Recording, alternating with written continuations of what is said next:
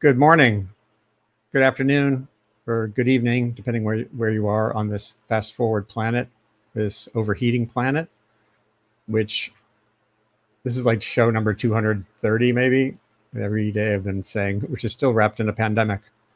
It's a pandemic that spread because of human inaction, and it's resurging here in many places because of divisions that many of which were sort of created within us that are so deeply unfortunate.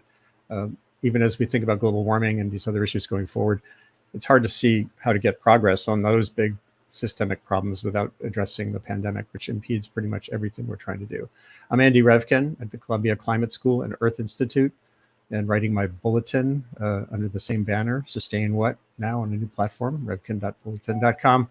I'm really pleased to have Rhode Island's junior senator, not too junior, with me today, Senator Sheldon Whitehouse, partially because I'm a native Rhode Islander. I miss the state almost every day.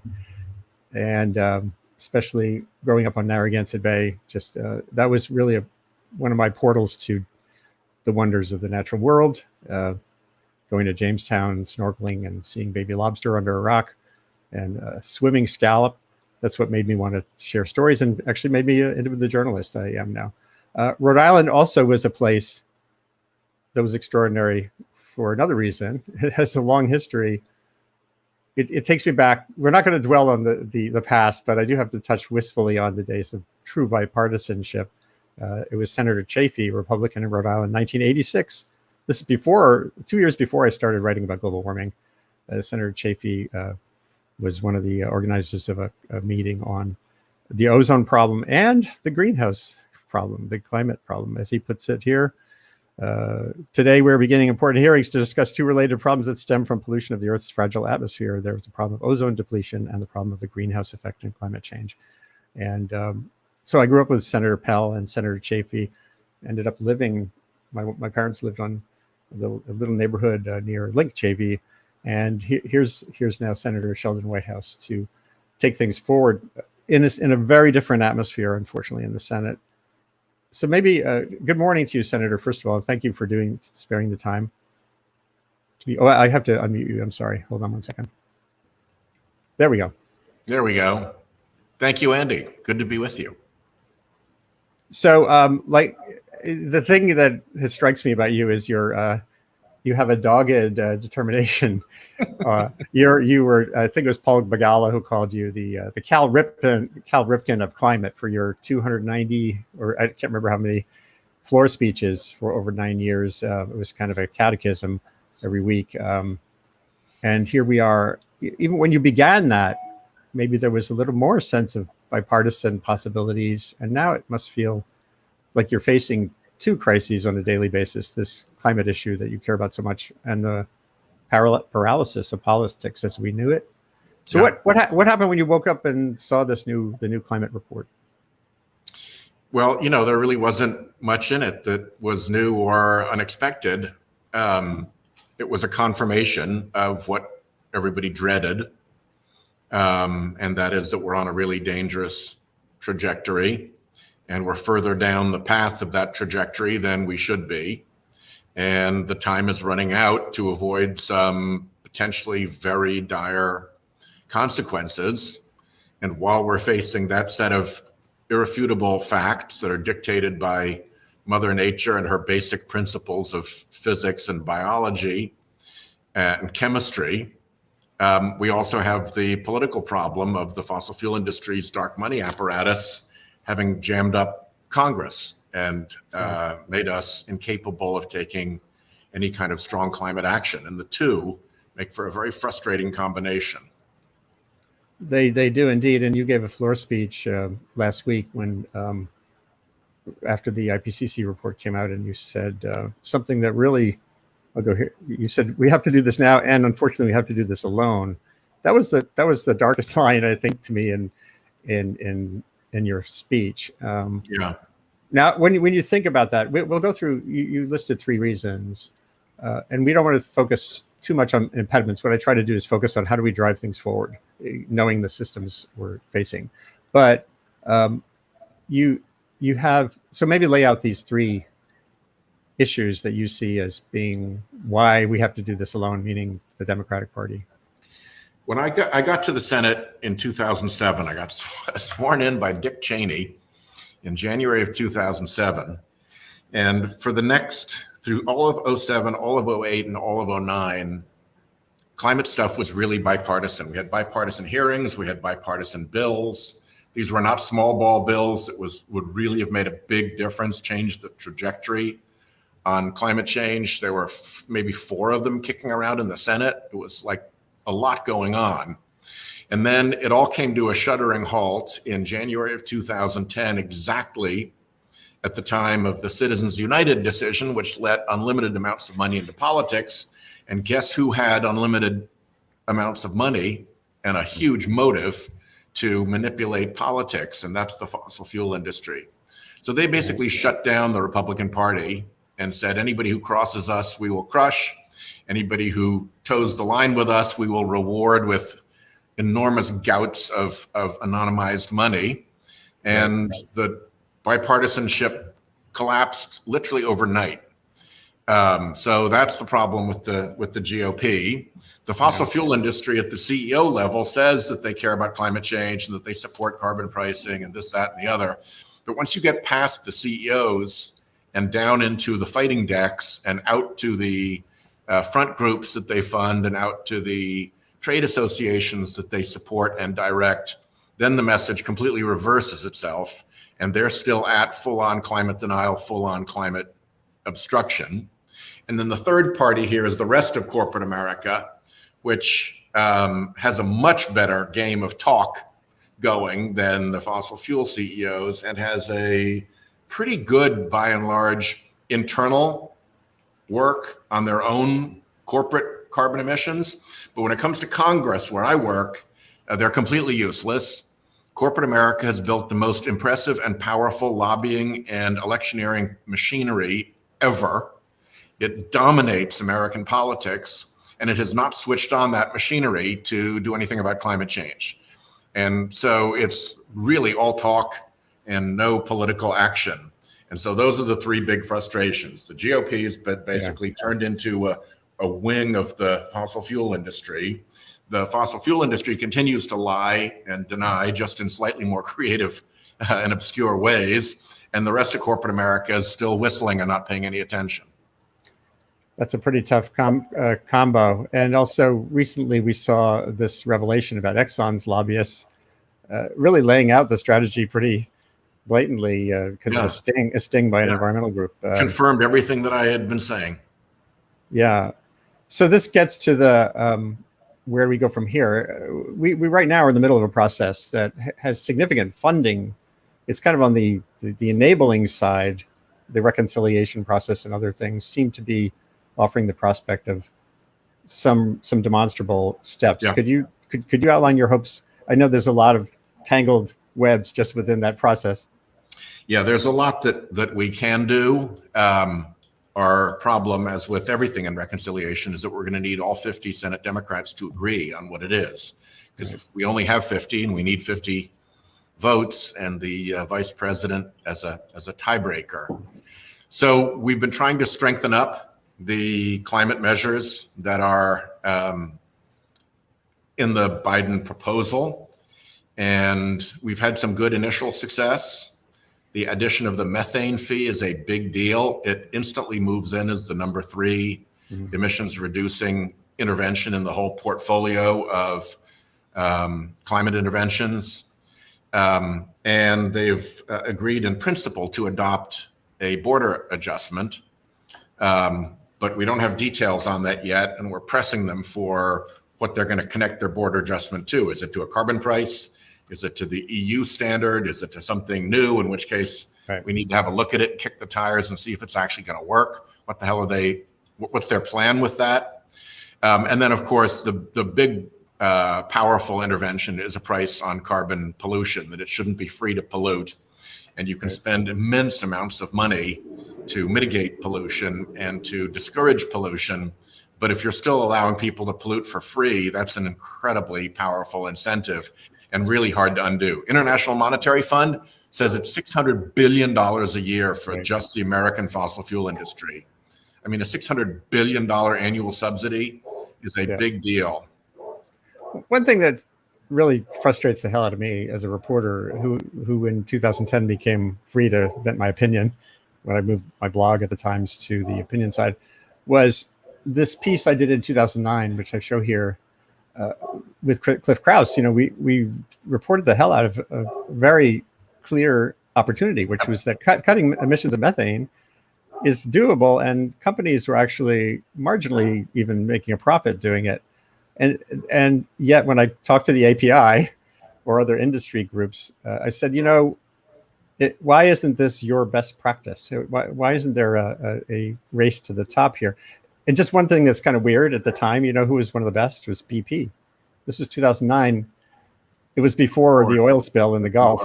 Yeah. And which shows that corporate culture can matter a lot. It was John Brown who had led to these emissions reductions pushes, but obviously it didn't percolate to their Gulf oil subcontractors. And I guess what I'm asking is, does this say that, is there a way for, maybe there isn't, but is there a way for there to be an industry that does start to move toward best practices and where it isn't always being dragged in that direction? It's really hard to do. I've been incredibly discouraged by the integrity of corporate engagement on climate and a whole bunch of other issues as well. I think, you know, the CEO might have some nice ideas and have some things they want to say at the cocktail parties, but then it has to get kind of washed through all of their lobbying and political crew, and then they've got to work with their industry brethren, some of whom may not be so enlightened, and you go to the lowest common denominator, and then you end up with the trade association lobbyists. And by the time we engage with that industry, the message is pretty craven and totally self-interested and pretty disgraceful, I would say, all in all. So I've really lost confidence in the ability of a corporation to honestly deal in the political sphere without immense public pressure behind it to force that kind of behavior. Shareholder pressure, investor pressure, if it's banks and others who are financing them, and public consumer pressure. Right. Well, your background is in law and even prosecution. So I guess here we still seem to face an issue with not being able to, as we were just saying, the reconciliation bill is about spending and enabling through investment, but not about regulation. Well, on this, you know, I'm looking at your article here. Political culture has a lot to do with this as well, because the industry was responding to the Obama administration and to the public initially by doing quite a lot that they'd agreed to in terms of voluntary reporting of carbon emissions. Right. And then once it's reported and they're on the record, then you can go and there'll be pressure to clean it up. As soon as Trump got elected, they walked away from all of their agreements. They refused to report what they were leaking. Right. Methane leakage continued to just pour into the atmosphere. And that's where the methane fee comes in, because we're going to charge them $1,800 a ton for what they leak. And that'll put enormous pressure on them to clean up their act. In fact, according to the modelers, we don't actually raise a lot of money with the methane fee because it's big enough that it'll give them the incentive to go and clean it up in the first place, which is what they should have been doing. So, you know, it's frustrating to work with these people when the only way they respond is when you whack them in the head economically, or when the public is really outraged. Right. Well, but that still leads to some possibilities, because the public can get engaged on these issues. Yeah, and it should. It should. Yeah. It should be socially unacceptable to belong to the United States Chamber of Commerce in this day and age, while they have been identified as one of the worst climate obstructors in America and have not cleaned up their act yet. They're in this sort of staged internal debate among their members about, you know, what position they're going to move to. But in the meantime, nothing has changed. They're still our adversaries. They're still up to no good. And they purport to represent all of corporate America. So lots of corporate America, including companies that claim to have really good climate policies, are completely aiding and abetting this immensely powerful trade association, the most by far, triple the lobbying power of the second most powerful trade association, engaged in electioneering and out in elections, uses dark money to fund candidates all the time, litigates, goes into regulatory proceedings, and all of it on behalf of the fossil fuel industry. Right. And the rest of corporate America is acting as if they got no accountability for that they don't own any of that. It's just somebody else's Right. problem. Right. And in the meantime, I'm showing from Twitter one of Exxon's interminable ads that kind of give this happy sense of a transition underway. And there are some organizations like Clean Creatives who are trying to out this process, and they're trying to get ad agencies to abandon working with fossil fuel companies, which might be a tough one. This stuff is really part of a fraudulent scheme. And I can remember years ago when they started putting like lucite molecules and scientists onto their ads and showing that they were investing in all this new clean energy technology. And we were able to determine that they were spending more on the advertisements than they were on the research. This was which you might call a Potemkin village. You know, they build the fake village just so they can take pictures of it, just so they can have the czar go by and see, you know, happy peasants dancing in clothes and looking like everything's fine in the country. And in fact, it's a complete fake. Sorry, I'm just trying to shift to another visual here. In a couple of minutes, a couple of students are going to come on to who in their youth will be representing the those who will inhabit the climate that we're building right now, long after you or I are out of the picture. They've got every right to be pissed off. I would say so. Yeah. And luckily at Columbia and many, many universities now, there is a growing sense, not just for the students, but even in the design of the schools, to be more action oriented. You know, scholarship is great. Getting a tenured professorship is great, but what are you doing to shift the mix of what's happening or not happening in the world today? So let's talk about energy a little bit, and then maybe resilience, which are these two, to me, the climate problem. One way to stay sane, and I'm going to ask you, what's your way to stay sane when you see the bigness of this and the sprawl, but is to break it into the two main components, which are the energy transformation and how do we build resilience? As the IPCC report said, we've long been on a trajectory where some of this is inevitable. So when you look at the energy mix and you think about Congress, what comes to mind as a real world possibility? I think carbon price is the biggest tool that we have in the toolbox to fix this. And it over and over again gets modeled as the most powerful intervention. And not only is it the most powerful intervention, but it makes other interventions more powerful once it's deployed. And the other good thing about it is that it's projectable into other economies through border adjustments, so that if the Chinese want to cheat, for instance, we can't stop them short of warfare, but we can sure as hell make them pay a price for cheating, and that'll put immense pressure on them to align. So the EU is moving forward with a border adjustment. I think they call it the CBAM, and we could join that, or we could do one based on a carbon price, which makes a really good denominator to compare country to country. But I think the carbon price augmented with a border adjustment is by far the most powerful tool in our arsenal right now, and can really accelerate some of the technologies that you're seeing right there. One of the issues in the House particularly is this tension that Biden is facing between the progressive Green New Deal vision and the, sort of the Biden position, which is everything, which is kind of an evolution of Obama's all of the above strategy.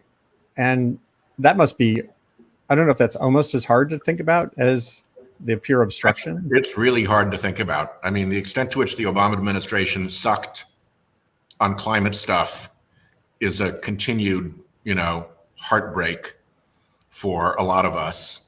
They went years after Nancy Pelosi teed up cap and trade, actually got it passed in the House, and told Harry Reid not to even bring it up in the Senate, that they were tired of fighting, that they didn't need the conflict, that they just wanted, so they walked away. from climate. Pelosi took a big hit for it. She lost the House. People like Tom Perriello lost their seats. But the Obama administration just walked away, and then they wouldn't even talk about climate change. I think 4 years went by before they put the word climate and change in the same paragraph. Then they stood up a clean power plan that was so unfounded in solid administrative law that the court, with its 5 Republicans, was able to throw it out before it even got implemented into place. And if it hadn't been for John Kerry coming in and salvaging the Paris Climate Agreement and getting that up to speed, we'd have had nothing at all. And as it is, Trump undid or tried to undo the Paris Agreement. So for 8 years of the Obama administration, at the end of the day, we were left with just nothing of major note, and everybody knew what was going on at the time, and everybody knew what the mischief was. Everybody knew about the lying, and in fact, the Department of Justice had a really good model from the tobacco case on how you sue an industry for having a huge pattern of lies, and they'd won the case. It wasn't like they tried and failed and didn't want to try it again. They won the case in a smashing victory against the tobacco industry for its lies. And the Obama Department of Justice wouldn't lift a finger against the fossil fuel industry for lying even more profligately and even more through an even larger array of front groups. It was an incredibly disappointing period. And that's why I started giving these speeches, because nobody would talk about climate change, not in the Obama administration, in Congress. Everybody walked away from it after Harry Reid told us nothing's going to happen. It was bloody infuriating. Wow. So infuriation seems to be a endemic in centering climate progress. Like it doesn't seem to be possible in some ways to fit it into our conventional politics. Well, it's really hard to when you have an apparatus as powerful as the fossil fuel industry's apparatus out there. Remember the $600 billion per year number? Yeah. If that's a subsidy that you're protecting, think how much you'd be willing to spend every year to protect it. And let's say you're just spending 1% of it to protect it, right? That's a 10,000% return on equity every year. Right. And that's $6 billion that they could spend in politics to earn that huge return in protecting their subsidy. Right. So, people who study this are people in, your line of work, academic world, who study this stuff, and they count the front groups by the dozen. They count the spending in the billions. They follow the rhetorical tricks of the propaganda effort. Mm-hmm. This is a thing. This is a covert operation being run against the United States of America and through it the world by the fossil fuel industry so that it can pollute for free. And it's simple as that. So there's another apparatus that's coming together, which is the youth and the new generation growing up with climate change as kind of a given. And here are 2 examples from Columbia University, from the climate school. The Earth Institute at Columbia has shifted into being a component of a Columbia climate school, which it's exciting to see academia shifting in ways that are, again, more centered on what President Bollinger here calls the 4th purpose, meaning scholarship and the basics the universities do, but also having an impact in the world today. So I just wanted to introduce to you Senator Whitehouse. Here's Sophia Assab from Northampton, Massachusetts, who's an incoming senior at Columbia, getting a degree in sustainable development, still a fairly young degree track for an undergrad, and with a focus on economics. And Gabby Batsko, who is originally from Milwaukee. She's an alum of Appalachian State University's Sustainable Development and Sustainable Technology programs, and is an incoming Climate and Society master's student. So it's great to have you both here. Yeah, good to meet you both. Actually, maybe Senator, do you have a quick question for them before they turn the tables on you? No, fire away. All right. I'm here at their disposal. Well, maybe Sophia, as the youngest among us, what's your prime question for the senator and for Congress generally? Oh, I have so many, but I think like the overarching one that I have is you continuously touched on this kind of, for example, in the Obama administration, when people didn't even put together the word climate and change, I remember hearing that in one of my classes and just thinking, of course, like I I think as a young person studying sustainable development, so much of what I see is kind of being in a program within a school that has other majors that go from creative writing to finance. So many people kind of decide to turn a blind eye to what's going on, and I really don't.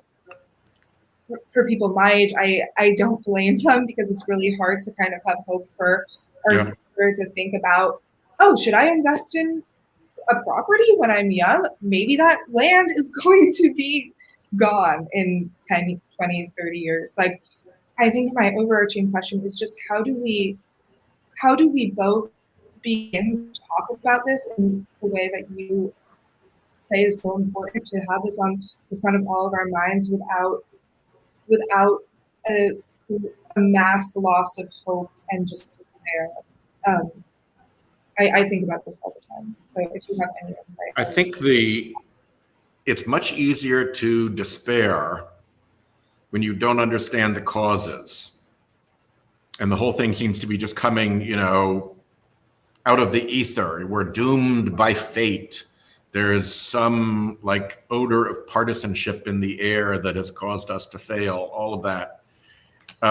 What makes it easier for me to deal with is studying and understanding that this was actually a thing that was done. And it was done by the fossil fuel industry. And it was a very complex operation, but not that complex when you consider other intelligence operations that have been run around the world. The US has run its share of intel operations, covert ops in other countries. And certainly the Russians and the Soviets did for a long time. And certainly the Germans did in the run up to World War II. So the idea of running a big covert operation through a variety of front groups, hiding the sources of the money, having your plants in place who are basically paid to lie and to dissemble, all of that is a fairly well-known technology.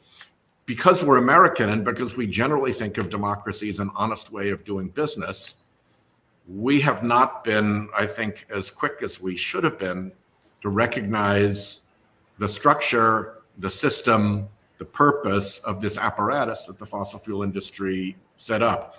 Even when scientists studied it and identified it and marked the participants, even then it didn't fit our narrative particularly well. And so we let it grow and we let it work and we let it run and we let it do its wicked work. And now I think we've really, really, really got to focus on it. I think we've got a whole new conversation about what role corporations should have in politics after they've failed us so badly on this incredibly important issue. And we've got to have a hugely important conversation about transparency in politics, because the fuel of this was dark money, anonymous money, the ability for Exxon or Marathon or API or whoever it was to hide that it was them behind some phony front group with a name like, Northampton's for peace and puppies and prosperity. Right. Well, there's a lot of work to be done there. And the Columbia Climate School, the law school, Sabin Climate Center has got a whole big push on those aspects of the problem. So Gabby, you're coming in as a master's student in climate and society. And it's a really unusual program because it's at that interface. And society has enabled, as it just was being described, some of this obstruction. And this obstruction has taken advantage of the way humans behave or think. And what's your goal and what's your question for Senator Whitehouse? So I guess when I think of climate change, I think of the intersectionality of societal issues and disaster. So when you were in Congress talking about the IPCC report and you brought up the maps of Rhode Island and kind of described how the geography would change based on the flooding, it really made me think of the different populations of people that would be impacted by that flooding and what other issues that they're already being presented. So the people that are going to be displaced, they're already going through other issues. There are already marginalized groups that are going to be displaced. They're going through things like student loan debts, racial, socioeconomic, and gender inequality, broken indigenous treaties and rising housing costs. So they're not just going to be experiencing climate change, but there are all these other costs that they're going through, and mental, physical, and financial boundaries that they are already having placed on top of them.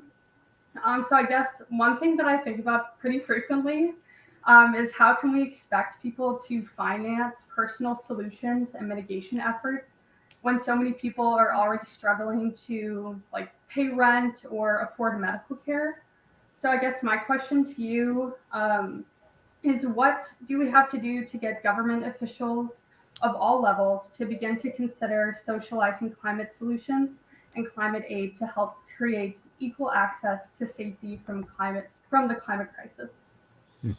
Yeah, well, I would say, Gabby, that I think that's starting to happen.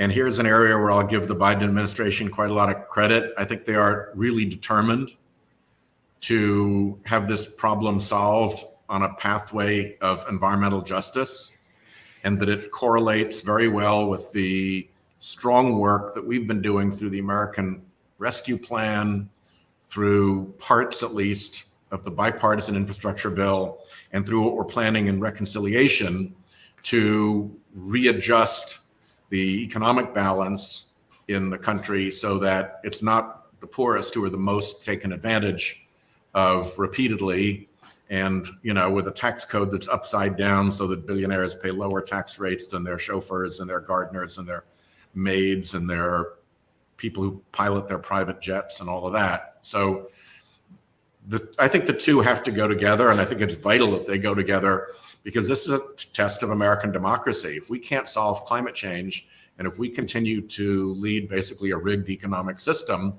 then that sends a really terrible message to people, and they will get very angry, and they will vote for more people like Donald Trump, and the house of cards begins to fall down instead of being shored up. And I think we're at a kind of perilous moment for that. So we really have to do this. And you're right to see those intersectionalities, because what people fundamentally want is to be heard and to be treated fairly and to know that they've got a respected position in their society. And if you take those things away, there's really no way to patch it back up.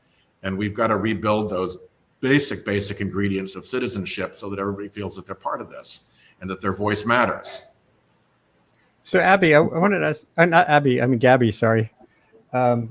What did you learn when you were at Appalachian State, which is in North Carolina, right? And faces a very different political landscape than we have here in the Northeast. Yes. So at Appalachian State, I focused a lot on sustainable technology, but also kind of like the theory and application behind how to get to those places. So a lot of the development side of that was communication, how to go about addressing these things so that everyone kind of feels included. We were in a very rural area of North Carolina, so making sure that farmers felt like their needs were addressed, and making sure that they were informed about what things they were going to be feeling from the climate crisis was really huge for them. And Sophia, just before we get back to your exchange with the senator, I know you're very interested in new economic models. And last year on this webcast, I had some students who are part of this Economics for the Anthropocene network. They're trying to look at the care economy, meaning how do we not just focus on physical infrastructure, but how do we support the support system that became so clear-cut as a vital need in the pandemic too. And Senator Whitehouse, of course, this relates to some of the debates that have happened over the, what do you call infrastructure? That social net is there. When you have that, then that shields against both pandemic and heat and flooding and everything. So I guess my question maybe for Sophia and for the senator is, if we flip the script, if climate action seems so hard to engage on, is there a way to push forward with just the social connectedness part as a pathway forward?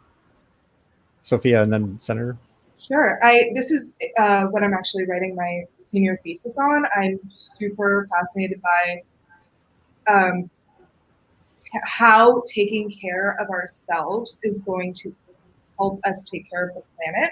I think as Gabby said, like so many people are already experiencing the impacts of climate change.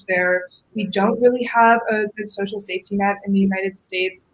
There's no you can't really think outside yourself when you're struggling to put food on the table, to pay your medical bills, to pay for college. And I have my thesis, my thought is like once we do take care of those things, people's time and headspace will open up to being able to look out and look at their neighbor, look at the earth, and say, "Oh, we need to take care of this as well." And I'm so curious to hear what Senator Whitehouse has to say on this, because it is in our political structure that I think the answer lies. I think we can do this through markets, but I also think that it's our nation that really needs to be taking care of our people in order to fix this issue. Over to you, Yeah, Senator. What I think resonates? there's an infrastructure of caregiving, for instance, that we're trying very hard to address, so that people who were traditionally assigned to caregiver roles, who are now expected to have a workplace role, are supported in their workplace choices by having access to childcare, elder care. And there's really no reason that we shouldn't do that, and that we shouldn't see that as infrastructure, particularly when we're changing, particularly the old gender-based roles about who is supposed to do what, and encouraging everyone to go out and find a role for themselves in the workforce. So I think that's a very important thing. But to take a step back, I think as human beings, we really want a sense of justice and of importance, not more important than everybody else, but that we're not ignored, we're not listened to. And I think that's a very basic human need. And at the moment, the American political system is not meeting that need. It is provable through peer-reviewed work that Congress doesn't listen to regular people, it listens to big special interests. And the reason is they've got the money, they've got the persistence and so forth. And so you have to figure out how you reboot that system to one that listens to people again. And I think these two paths, one, the kind of human infrastructure path, I hate that term, but supporting families in their actual and immediate needs, and also addressing the climate problem, share that common principle, which is that you got to break the back of a system that has allowed itself to be co-opted, so that basic things that obviously need to be done aren't done because of political interference and because of the interest of the political class in doing things for the people who are there all the time with boatloads of money. And I think it's a real danger for us. There's an American dream that's been out there for a long time, and the people who are behind the scheme are totally willing to burn up that American dream in order to keep polluting and to keep their positions of control over politics. And it's time, we got to have a pretty serious pivot here, or else things are going to go even further wrong. Gabby, over to you, and for another question, if you have one. I have more for you too about North Carolina, but the floor is yours. A rare chance to talk to a senator. Maybe, yeah. I guess when, gosh, oh my gosh. Well, while you're teeing up your question, let me just finish my last answer by saying one thing that people can do is I think you can raise a lot of hell with corporate America. Whether you're a shareholder, or whether you're a bank that invests and finances a company, or whether you're a consumer of their products, you can start asking some really hard questions and raising hell. And we've had some student efforts on the internet to focus on specific bad behavior that have lit up these companies' social media world and caused them to have to react. And it's a target-rich environment, unfortunately, because there isn't a single powerful trade association, a single powerful corporate trade association that is lifting a finger on climate.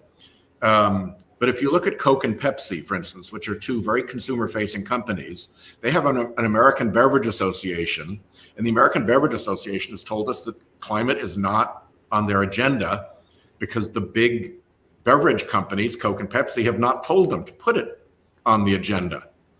So if you're used to hearing from the American Beverage Association, and they're one of your, telltales of what corporate America wants, and they're not even talking about climate change, that sends a pretty strong message to the member of Congress who listens to them. Ditto TechNet, the trade group for the whole Silicon Valley, all those monsters, those huge, powerful corporations who, act as if they can do anything they want. But when it comes to climate change in Congress, they don't lift a finger. TechNet has been useless. 2 years ago, they didn't even mention climate change in their materials. 18 pages of instructions to Congress on what they wanted us to do for them. Zero mention of climate change. Give me a break. Wow. So back to you, Gabby. I know. Sorry, Gabby. Give them so hell. You focus. Give them hell. And Gabby, do we give them technology too? Is there your focus has been on the technology around energy as well? Is that how do we widen the envelope of possibility? Can you repeat that? What do you see as the role of technological innovation or progress? I think technology will be part of the solution, but I don't think that we should be relying fully on technology as a scapegoat. I think that just kind of opens the door for corporations to just kind of take that as an easy way out of escaping their responsibility. Agreed. Okay. Republicans talk about innovation, and I tease them for believing in the innovation fairy.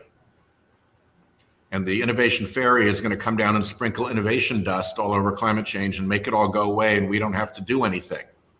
Mm-hmm. Well, actually, what makes innovation happen is economic pressure and economic opportunity. And where's the economic pressure and where's the economic opportunity when the incumbent fuel for our energy system is sitting on a $600 billion annual subsidy? I mean, rule one, take that subsidy away. That's market 101. And these Republicans who tend to believe in market theory as a principle totally abandon market theory when it comes to hurting their big funders in the fossil fuel industry. But the principle hasn't gone away. It's still, you got to give everybody a fair shot if you believe in market theory. So let's fix that. Then innovation will happen. So, Sophia, what comes to mind for you here, in terms of like if you're going to if you put activism in the word in your head, what are you acting for? What comes to mind? Where are we going here? And how much of that relates to Washington as opposed to other arenas? Well, I'm kind of stuck on this technology conversation because it just makes me, it's so interesting that Gabby is studying this and also stated like it kind of allows for a scapegoat, because I think where my mind goes in this conversation is we are so stuck on the way we are doing things right now and the way we want to go into the store. The Coca-Cola and Pepsi company wants us to go into the store and pick up a plastic bottle and drink it and then think, oh, it's my responsibility to recycle this, because I think we've all heard the kind of trope of they have put the responsibility on consumers to make changes for the climate rather than responsibility on the companies. And that's obviously an economic incentive. And I think we totally disregard how important market forces are and how kind of silly it is to go straight to, should we dim the sun? Should we do this? Should we creating all these wildly invasive technologies to to kind of allow us to continue how we are, rather than look at these major players like Coke and Pepsi and other big corporations, fossil fuel corporations, who just don't want to change. So where I'm going is like, in my kind of activist self, is, again, as everyone is saying here, like we need to get those guys to change. It's not on us really. Like, it's, yeah, a little bit, like we can make small changes. I lived zero waste for a year and a half, and it was really enlightening. And then I just slipped back into grabbing a plastic bottle once in a while. It's, we need to take those off the shelves. We need to get people to do their job in this and not put all the blame on us. So, Couldn't Senator, agree more. When things have been systematized to fail, and the system is run by corporate and government powers, to have them look at individual consumers and say, this is on you to fix, is false. I mean, it's wrong, it's false, it's doomed to fail. And it's just kind of, it's sort of a cruel guilt trip by the people who are running the system that is causing the problem, to try to move the responsibility to somebody else and then not care about it. I mean, they ought to care a lot about recycling. If they take the fact that they're dumping all this plastic into our system, into our economy, it ends up in the oceans, they ought to take it pretty seriously when recycling fails.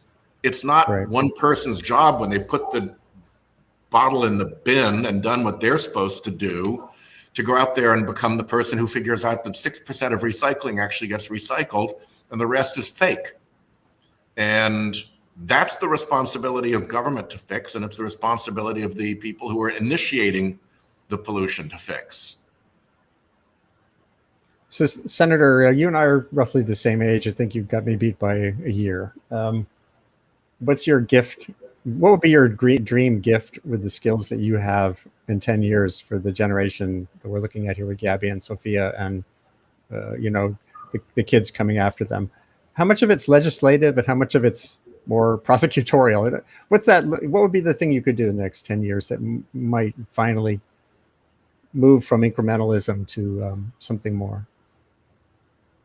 I think it's people understanding the extent to which special interests have infiltrated themselves into our political system and are controlling it without showing the public what they're up to.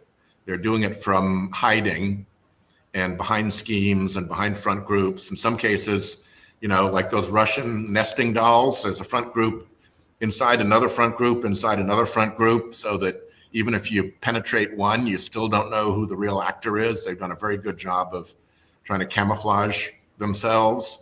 And I think piercing that camouflage so that people see what's happened to our country, and then rebuilding a patriotic spirit that a lot of people bled, fought, and died for a country that was not going to be run by reclusive, creepy billionaires from behind front groups, but was going to be run by the people, that we trusted them to run it. And what the hell corporations are doing in that equation escapes me at this point. They had a chance to prove themselves once they were given the right to participate, and they've completely blown it. So how do you reclaim the American dream, I think, is the fundamental question. And you got to understand where it went wrong in order to get back to the path.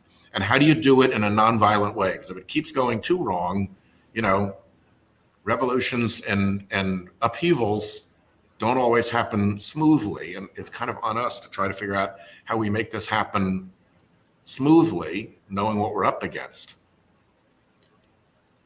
What does that bring to mind, Gabby or Sophia? I think, well, let me offer this question. You get to build a whole new world. That's the upside of this. Gabby, thinking back to North Carolina, some of those issues that the senator outlined there about being co-opted and tricked would spread to me beyond the green bubble.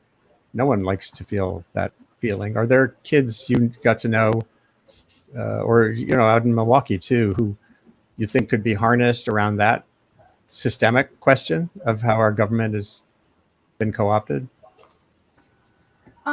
Yeah, I definitely think so. I think that a huge thing is just that centering our actions around giving back to the community and kind of centering the government around community as well. Regardless of if you think a revolution is necessary or not, or if you think that violence is necessary or not, I think that just starting with your community and direct surroundings to start changing the minds and having people start to question what their values are is really huge. Somebody just posted to create a whole new model, make the old model obsolete. You can do that at the local level.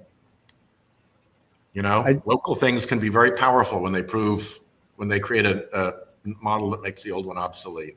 This brings to mind something that really struck me from 2015. A friend of mine, John Sutter, who was at CNN, was doing a series ahead of the Paris talks. He went all around the world and did this 2-degree series. And he went to Woodward County, Oklahoma, a local place, totally dependent on oil in Senator Inhofe's, land. And he interviewed people, just straight up interviews, not, pointed interviews on climate change. And he interviewed this guy who works for an oil company. And he's saying, God controls the environment and lots of things that me as a Northeastern progressive would think are, oh my God. But then he said, the next part of the question was, we're going to try to have a solar system big enough to supply the needs of our house. And the guy actually had half of his roof covered in solar panels. And that says to me, again, what Senator Whitehouse was describing. At the local level, having these conversations can generate lots of crosstalk. Of course, then it still translates into blockades at the federal level. But it does feel like there's a possibility. Some of it comes from listening and open exchange. Like, I guarantee this guy, this was 2015. I know he didn't vote for Hillary Clinton. And I'm sure he probably didn't vote for Biden. But he wants to get off the grid because he's libertarian, not because he's liberal. What does that bring to mind, Senator? And then last words maybe from the students too.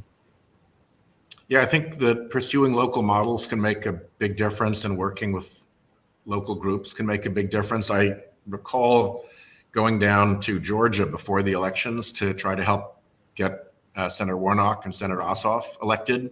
Mm-hmm. And the path I chose was to go up and down the coast and talk about oceans, mentioning their names as little as possible, just trying to push the concept of oceans, sea level rise, storm surge, the danger to those Georgia coasts into the narrative. And there are people down there who are really powerful on this, and they're not all necessarily active Democrats, but they know what's going on. There's a professor at Georgia State University who is running the most detailed sea level measurement network anywhere in the world around Savannah. Right.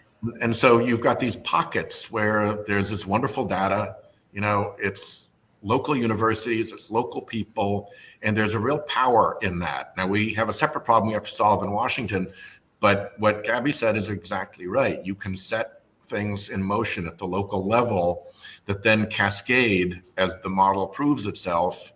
And, as RFK said, each one sends a wave, and ultimately those waves can bring down the most powerful forces when they work together. Yeah, that comment mentioned Buckminster Fuller, who was the famed inventor. He talked about trim tabs. Trim tab is that little tiny fin on the back of the bigger rudder or on the wingtip of a plane that can, he said, we are all trim tabs. You can change big things with a little bit of pressure. Senator, it's been great for you to spend this time with us, especially crossing this generation divide. If you have a last word for these. Sophia and Gabby have the last words. Yeah. So Sophia, from you, what's your hope? And if you could do something, if we could do something together here before we're done, if you could work with this senator, or what would it look like? What's your question going away? That something we could actually work on concretely. What could we do better?